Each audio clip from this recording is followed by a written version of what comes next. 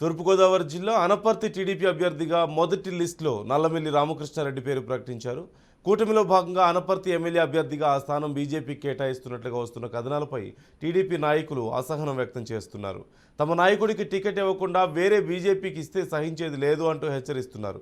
అసలు ఎవరికి ఇస్తున్నారు అనేది విషయం క్లారిటీ అయ్యే వరకు ఎన్నికల ప్రచారంలో పాల్గొనేది లేదన్నారు. వారు తేల్చి చెప్పారు.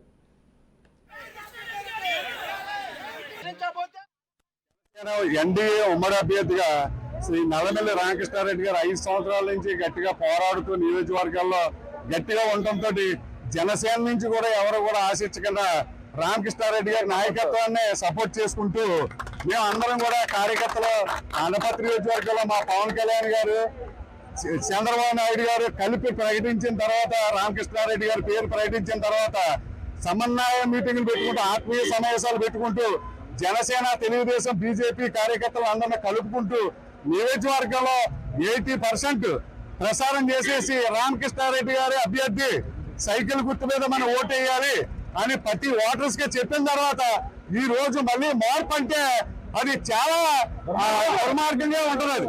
ఎందుకంటే మేము కూడా నాయకులుగా, కార్యకర్తలుగా వెళ్ళి విలేజ్ లోకి వెళ్ళి ఓటర్స్ కి మళ్ళీ ఇంకో గుర్తుగా వేయండి చెప్పడానికి కూడా పెద్ద టైము లేదు, ఇది లేదు.